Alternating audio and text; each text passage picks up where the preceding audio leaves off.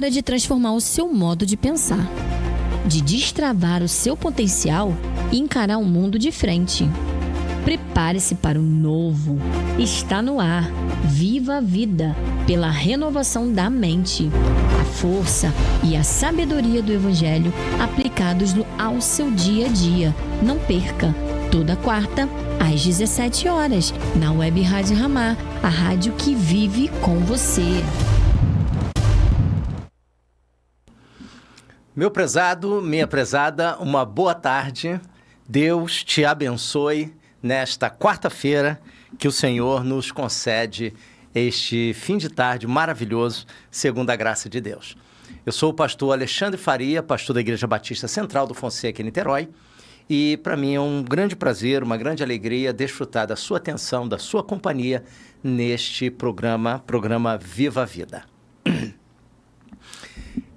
Nesta tarde, nós vamos investigar um ponto muito interessante da fé. Existe uma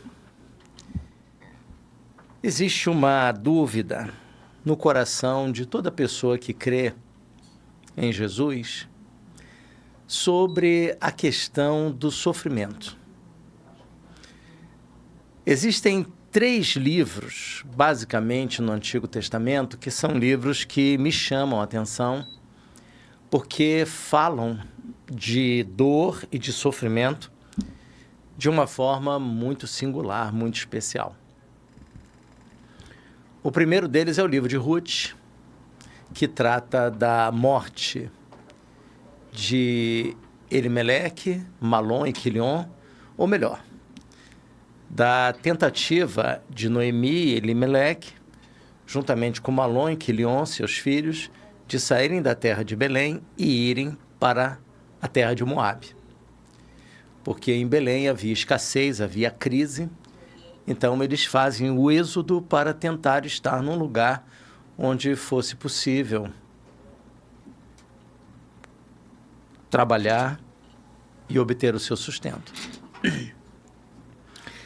Nos 10 anos que segue a história de permanência naquele lugar, morre Elimeleque, o marido, morre Quilion e morre Malom. Antes dos 2 filhos falecerem, eles se casaram com 2 mulheres moabitas, Ruth e Orfa, e Noemi agora está sem o marido e sem os 2 filhos.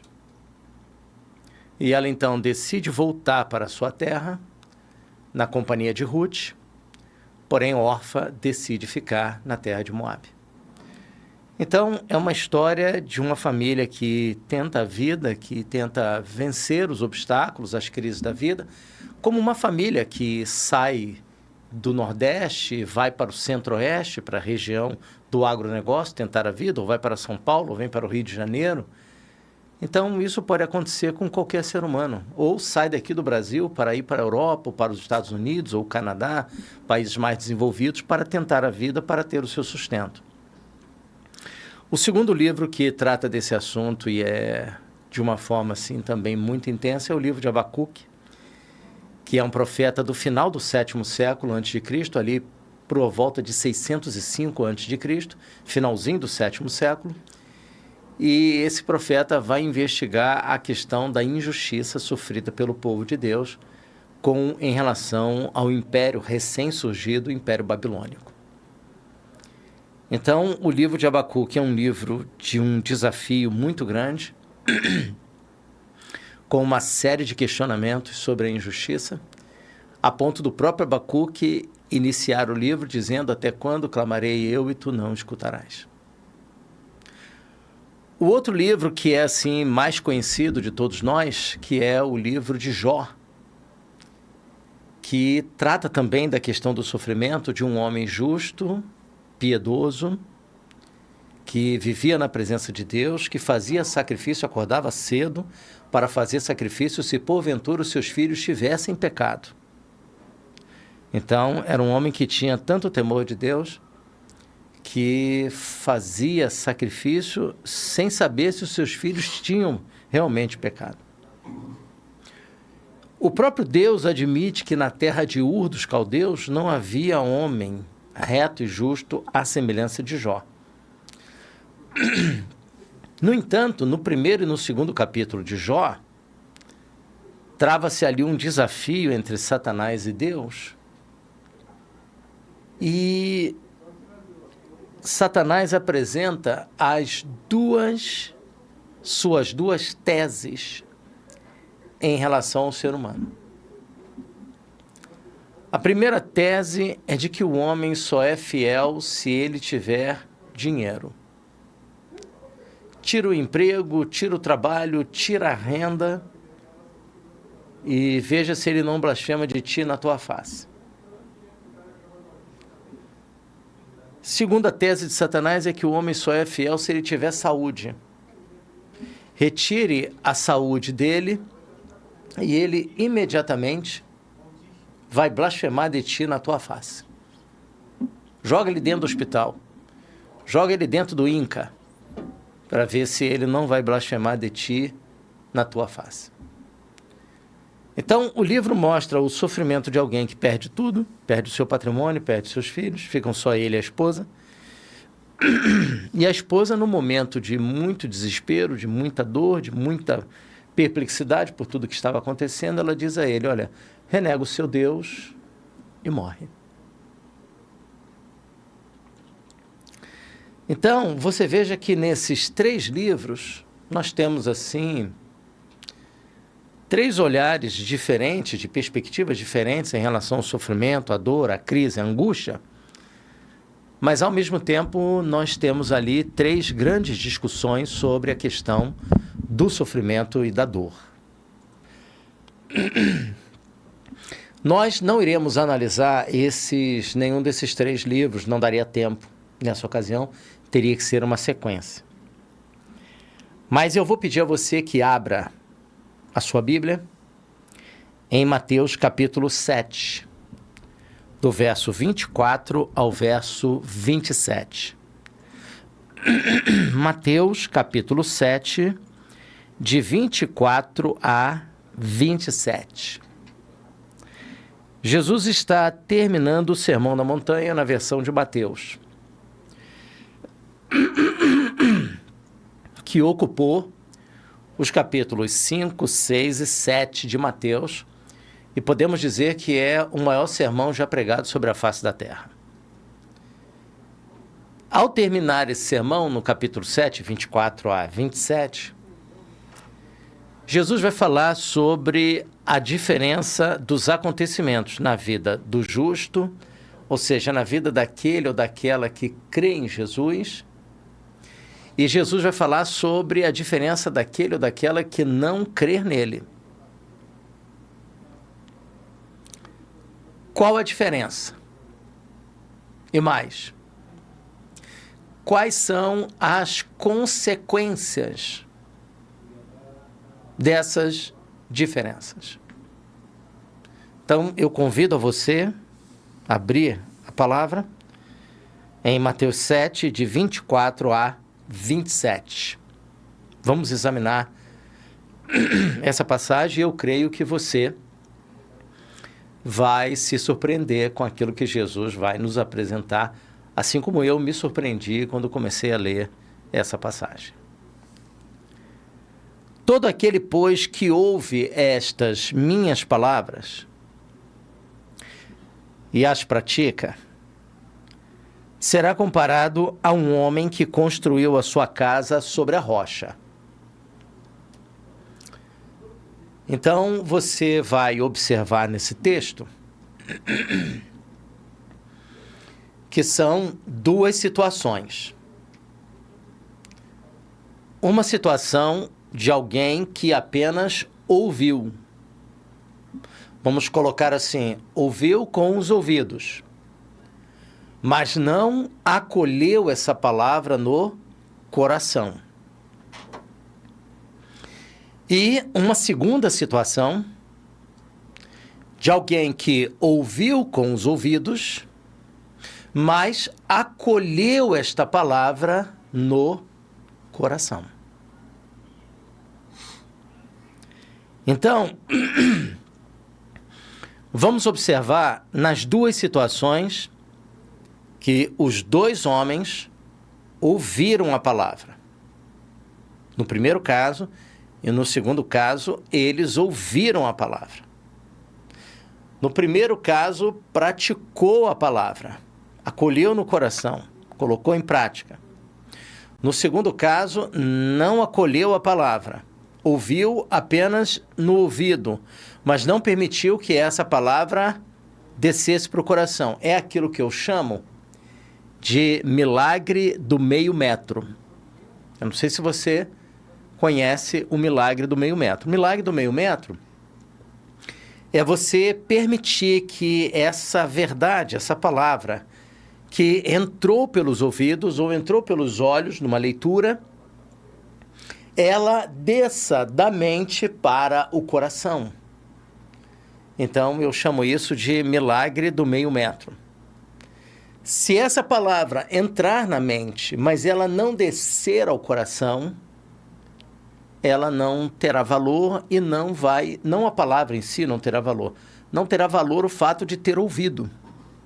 Porque o ouvir, pelo ouvir, não produz resultado. É necessário que se ouça, é necessário que essa palavra desça para o coração e que nós, eu e você, a coloquemos em prática. Então, vamos analisar. Todo aquele, pois, que ouve estas minhas palavras. Agora, dá um pulo do 24 no 26. Porque todo aquele que ouve estas minhas palavras. Então, o que há de comum nos dois casos? Como eu disse, estou insistindo para você gravar. Tanto o primeiro quanto o segundo, ambos ouviram a palavra.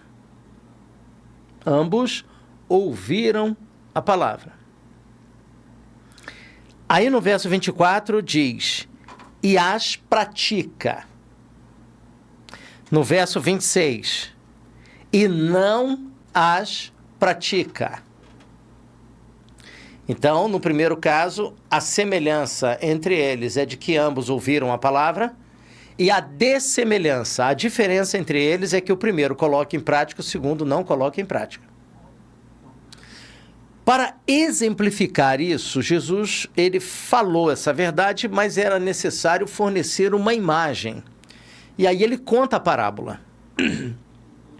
O que é a parábola? É uma imagem que ele fornece a partir de exemplos e situações da Palestina do século I, do ambiente agrícola, para que os seus ouvintes entendessem e acolhessem verdades espirituais. Então, as parábolas são histórias chamadas verossimilhantes, ou seja, são semelhantes a histórias, a situações pitorescas do dia a dia, mas que sempre tem um ponto de diferença e é este ponto onde está a lição da parábola. Jesus contou nos 3 primeiros evangelhos, Mateus, Marcos e Lucas, cerca de 42 parábolas. Essa conta pode variar de um autor para outro, né? Porque um pode considerar parábola, o outro não considerar uma parábola, mas em média 42 parábolas. Histórias que ele pegou do cotidiano, da vida dos seus ouvintes, do primeiro século, na Palestina, no ambiente agrícola. E pegou essas histórias e transformou essas histórias de tal maneira que elas passaram a veicular verdades poderosas do reino de Deus, onde cada parábola ela mostra uma realidade do reino de um ponto de vista, às vezes da urgência do reino, às vezes da seletividade do reino, às vezes da proximidade do reino, da bênção do reino, a necessidade de uma decisão. Então, essas várias parábolas, elas vão mostrando detalhes e pontos sobre o reino. Todas, invariavelmente, são imagens do reino de Deus, mas com perspectivas, olhares e ênfases diferentes.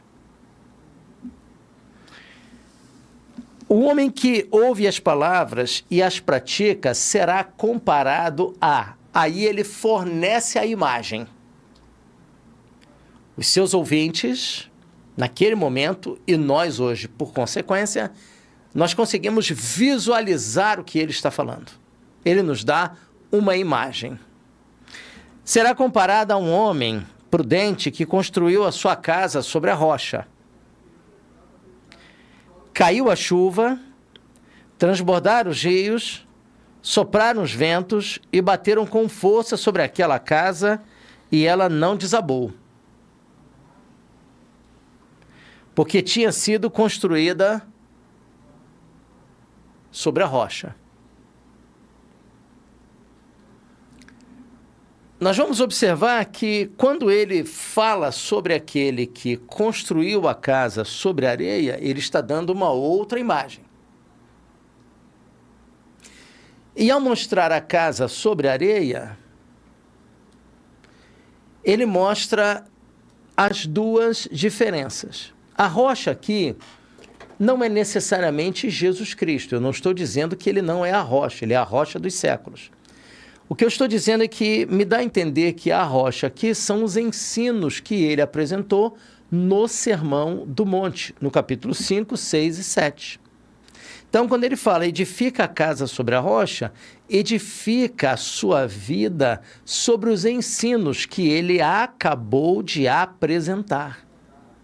A pessoa ouviu a palavra dele em Mateus 5, 6 e 7, e a pessoa sai dali e coloca em prática esses ensinos com seu coração renovado, com seu coração transformado. Jesus está dizendo, essa pessoa é semelhante ao homem que está construindo a sua casa sobre a rocha. Mas alguém que ouviu a palavra de Jesus, que até se emocionou com a palavra de Jesus, até se arrepiou com a palavra de Jesus, é a história daquela pessoa que vai à igreja, que frequenta a igreja, que ouve a palavra, que se emociona, que acredita que é verdade, mas não se compromete com o projeto de Jesus Cristo, não entrega a sua vida a Jesus, não vive a sua vida para Jesus Cristo. Essa pessoa ouve a palavra, acredita que é verdade, mas não pauta a sua vida, as suas decisões, a sua história, a sua biografia à luz da palavra de Jesus Cristo. Jesus está dizendo que essa pessoa ouviu com os ouvidos, mas não permitiu que essa palavra adentrasse o coração. E se essa palavra não penetra o coração, ela não produz fruto, ela não produz resultado. Só que existem consequências, tanto no fato de alguém ouvir e acolher a palavra, quanto o fato de alguém ouvir e não acolher a palavra. E o que é mais surpreendente nessa história, agora eu posso falar, é que os acontecimentos que acontecerão ao primeiro homem que colocou a palavra em prática serão os mesmos acontecimentos que acontecerão ao segundo homem que não colocou em prática. Aí você vai dizer assim, pastor Alexandre, mas eu não estou entendendo. Se o senhor está dizendo que o primeiro homem ouviu e colocou em prática, aconteceu as mesmas coisas que em relação àquele homem que ouviu e não colocou em prática, então onde está, em que consiste a diferença? Veja bem, o que eu falei até aqui, eu gostaria que você não ficasse aborrecido ou aborrecida comigo, porque não fui eu quem disse, foi Jesus. Nós vamos andar mais nesse texto e vamos perceber onde está a diferença. O que nós queremos pontuar nesse momento da história é de que os acontecimentos que acontecerão a um são os mesmos acontecimentos que acontecerão ao outro. Então, o justo passa por momentos de alegria, aquele que não é justo, ou seja, não é justificado, que não é crente, passa por momentos de alegria. O crente passa num concurso público, o não crente também passa num concurso público. O crente pode ficar doente, o não crente também pode ficar doente. O crente pode passar por uma cirurgia, o não crente também pode passar por uma cirurgia. O crente pode tomar um remédio, precisar de tomar um remédio. E o não crente também pode precisar de tomar um remédio. O crente pode ficar desempregado, o não crente também pode ficar desempregado. O crente pode ser internado, o não crente também pode ser internado. O crente casa e tem filhos, o não crente casa e tem filhos. Então, em que consiste a diferença? Onde está a diferença? Vamos continuar. Jesus agora vai pontuar. Ele já disse que o que há de comum. Ambos ouviram a palavra. Ambos ouviram. 2. Ambos fizeram uma construção. Ambos construíram uma casa. E agora tem mais semelhanças. Tem mais 3 semelhanças. Preste atenção. Sobre a vida do homem prudente que construiu a sua casa sobre a rocha. Construiu a sua história sobre os ensinos de Jesus que ele acabou de pregar. Caiu a chuva. Uma semelhança entre os dois. Cai a chuva sobre o justo, cai a chuva sobre o injusto. Transbordaram os rios. Transbordaram os rios sobre a casa do justo e sobre a casa do injusto. Sopraram os ventos. Sopraram os ventos sobre a vida do justo e sopraram os ventos sobre a vida do injusto. Bateram com força contra aquela casa. Bateram com força sobre a casa do justo, que foi edificada sobre a rocha, que são os ensinos de Jesus Cristo, e bateram com força sobre a casa do injusto, que ouviu a palavra, que ouviu os ensinos de Jesus Cristo, mas não colocou em prática. Então, essas são as semelhanças entre eles. Quais são as diferenças? A primeira diferença é que o primeiro colocou em prática, o segundo não colocou em prática. O primeiro construiu sobre a rocha, o segundo construiu sobre a areia. E qual é a terceira grande diferença? Está aqui. Sopraram os ventos, bateram com força contra aquela casa e ela não desabou, porque tinha sido construída sobre a rocha, sobre os ensinos de Jesus Cristo, que ele acabara de proferir no Sermão da Montanha. O que aconteceu em relação àquele que edificou a sua casa sobre a areia, que ouviu a palavra, mas não colocou em prática, não se comprometeu com a palavra? Caiu a chuva, transbordaram os rios, sopraram os ventos, bateram com força contra aquela casa, e ela desabou, sendo grande a sua ruína. Então, onde está a diferença nessas duas histórias? Nós acabamos de perceber que os acontecimentos são idênticos. Mas e as diferenças? Vamos pontuar agora? Quais são as semelhanças? Os dois ouviram a palavra, os dois decidiram construir uma casa, veio a chuva, vieram os rios e veio o vento. Semelhanças entre eles. Quais são as diferenças? Um colocou em prática, o outro não colocou em prática. Um construiu a casa sobre a rocha, o outro construiu a casa sobre a areia. Terceiro, quando veio a tempestade, e aí é o ponto que nos choca nessa história. A tempestade não veio sobre a casa apenas de quem era justo. A tempestade não veio apenas sobre a casa de quem era injusto. A tempestade não veio apenas na casa sobre a casa daquele que é salvo, que é crente em Jesus. A tempestade também não veio apenas em relação àquele que não é crente, que não crê em Jesus. A tempestade veio sobre ambos, Um movimento de cima para baixo, um movimento na lateral dos ventos e os rios que subiram. Ou seja, uma tempestade em todas as direções. Nas finanças, no trabalho, no lar, nos sentimentos, nos relacionamentos em relação aos filhos. Tempestade de toda hora. O fato de crer em Jesus, o fato de ouvir a palavra, o fato de construir a sua casa sobre a rocha, sobre os ensinos de Jesus, o fato de ter uma vida de leitura da palavra, o fato de ter uma vida de oração, de bom testemunho, de fidelidade a Deus, de honestidade, não nos exclui de enfrentarmos a tempestade.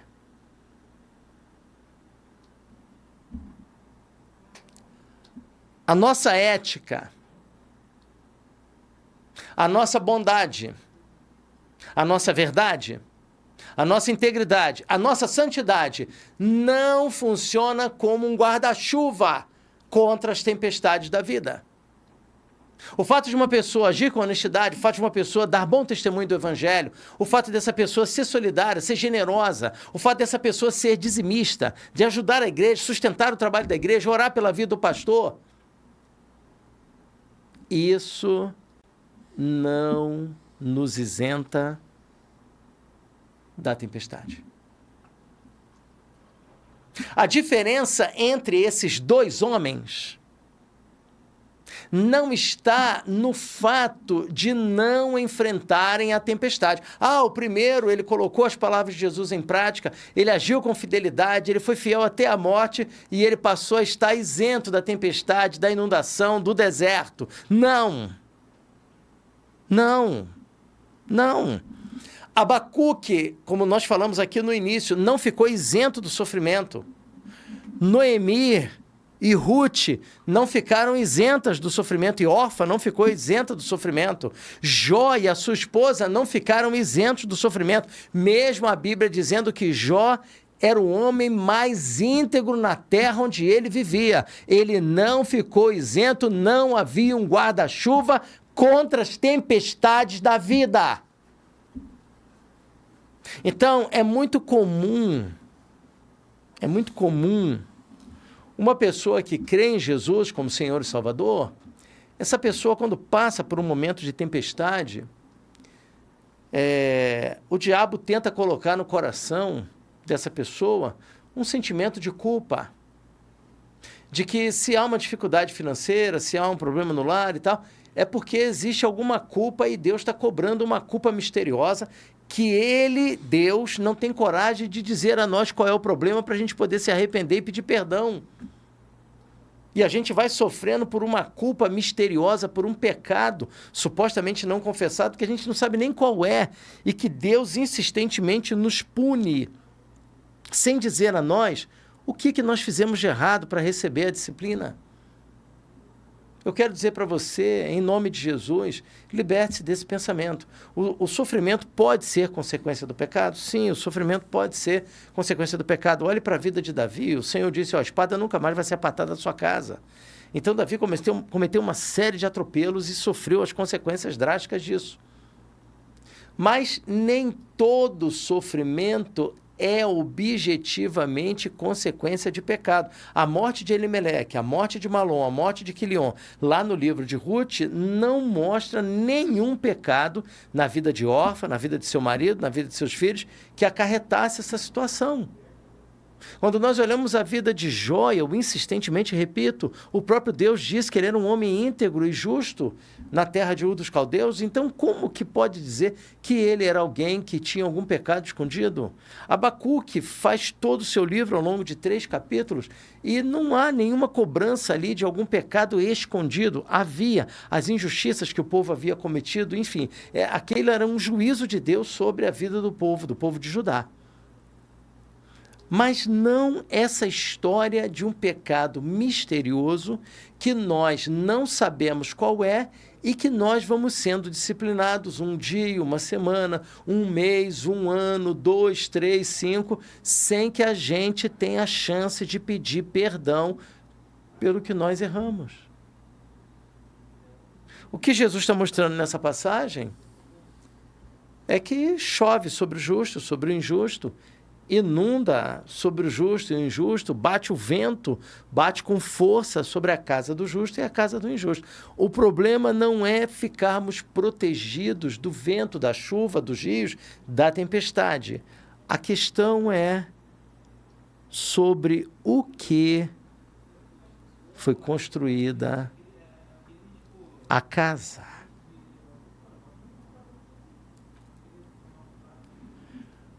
Por que que a primeira casa permaneceu? E por que a segunda casa caiu? O acontecimento foi igual para ambos. A diferença está, segundo Jesus, na capacidade de resistir da casa edificada sobre a rocha e a ausência de capacidade de se resistir na casa edificada sobre a areia. Então, a pregação do Evangelho não tem como anular, eu não tenho como mentir para você que me ouve, que me dá o privilégio da sua atenção nessa tarde, nesse finzinho de tarde. Eu não tenho como mentir para você e dizer a você que, ao sermos fiéis a Deus, automaticamente estamos isentos da enfermidade, do desemprego, da crise conjugal, do problema familiar. Nós estamos imunes a tudo isso. Eu quero dizer a você que isso não é verdade. Isso não é verdade. O que nós temos é a oportunidade de orar no momento do sofrimento, de pedir a Deus misericórdia, de pedir ajuda de Deus e experimentar o socorro do Senhor, ainda que a gente ande pelo vale da sombra da morte. O fato de crer em Deus não significa que não andaremos pelo vale da sombra da morte. A questão é que, ainda que a gente ande pelo vale da sombra da morte, tu estás conosco, a tua vara e o teu cajado nos consolam. Eu quero terminar a minha palavra nessa tarde. Eu quero ler um texto que está em 2 Coríntios, capítulo 1, que mostra a visão correta que nós devemos ter do sofrimento. Em nenhum momento a Bíblia diz que nós não enfrentaremos sofrimento.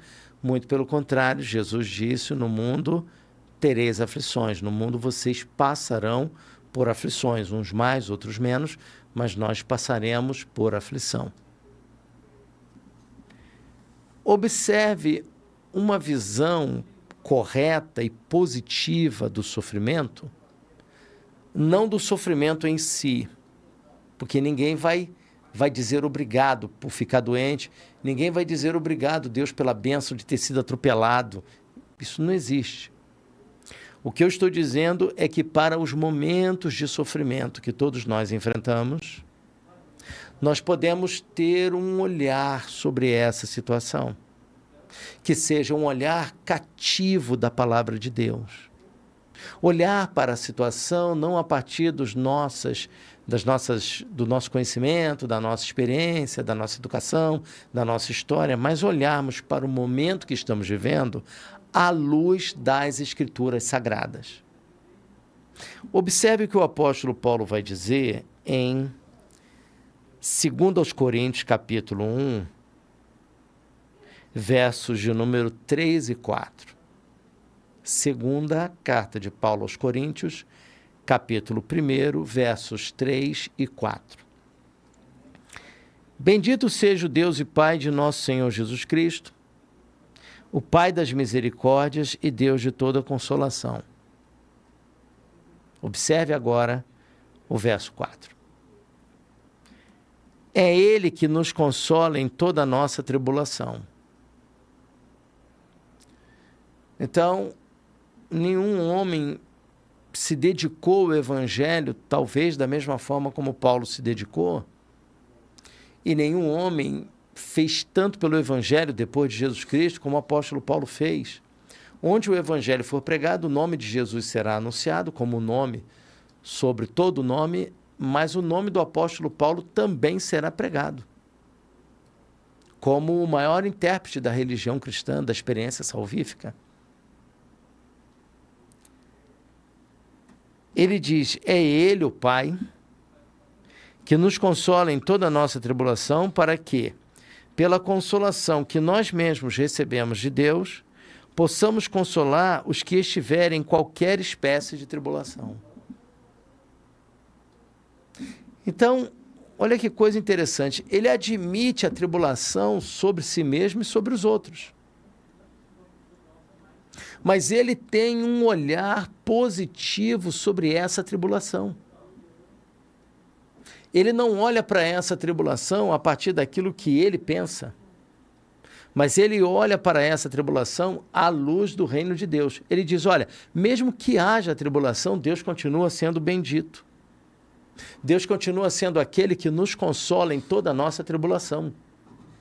E que mais ainda, ao sermos consolados por Deus, ao sermos treinados na tribulação, ao enfrentarmos o deserto, como Israel enfrentou, existe um aprendizado, existe um crescimento, existe um desenvolvimento. Tem uma outra palavra que está em Eclesiastes, capítulo 7, verso 2, melhor é ir à casa onde há luto do que ir à casa onde há banquete, porque ali se vê o fim de todos os homens e que os justos o apliquem ao coração.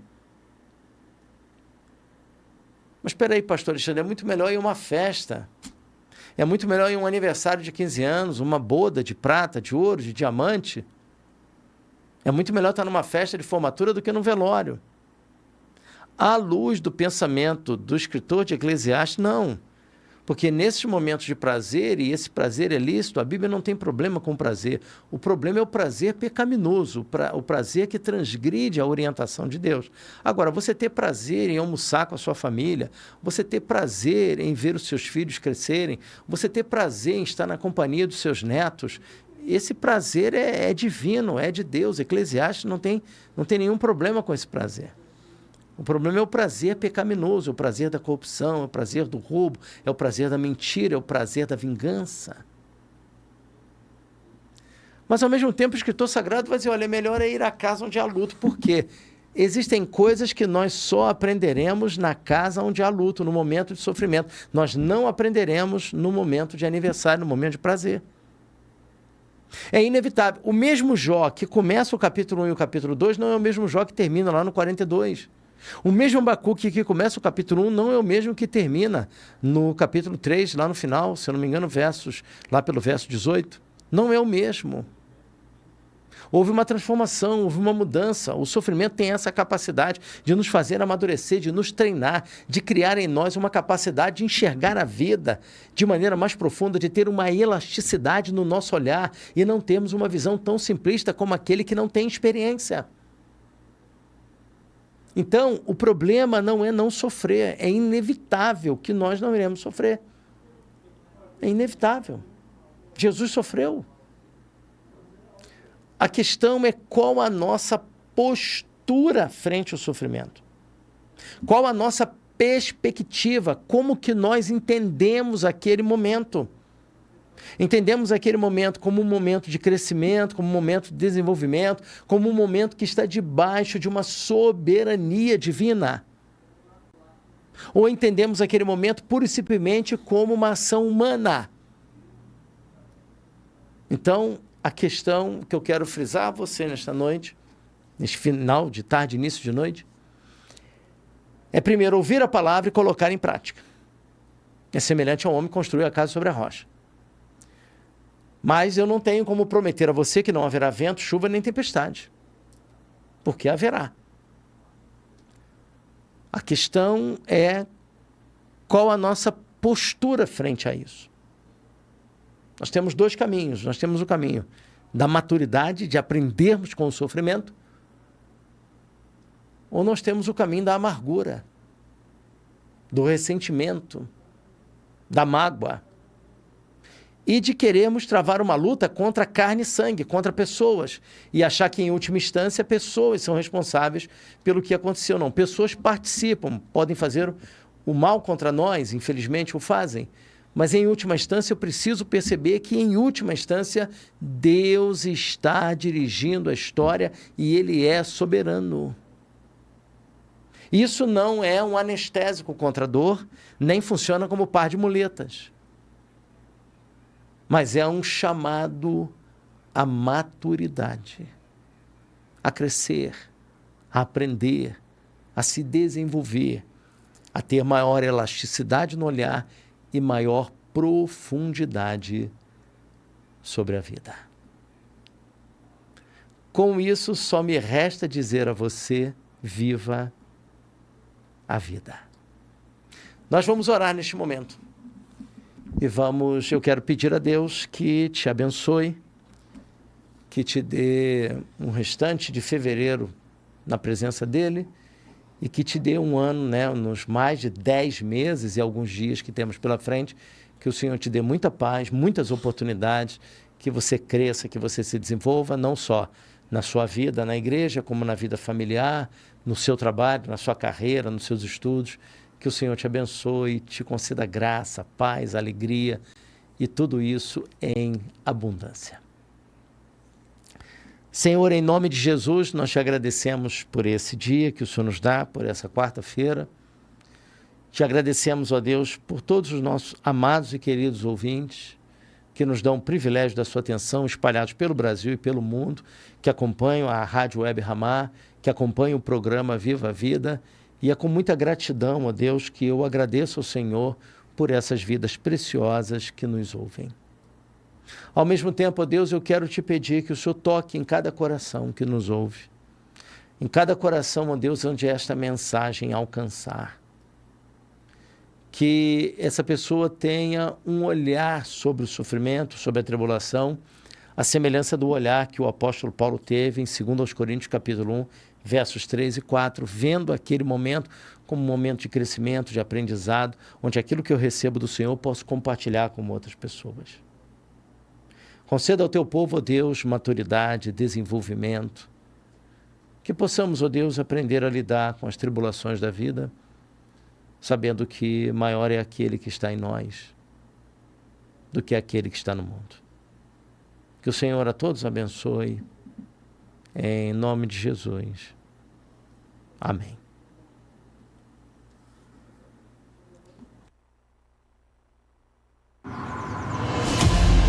Você acompanhou Viva a Vida, pela renovação da mente, a sua dose semanal de inspiração e sabedoria do Evangelho para o seu dia a dia.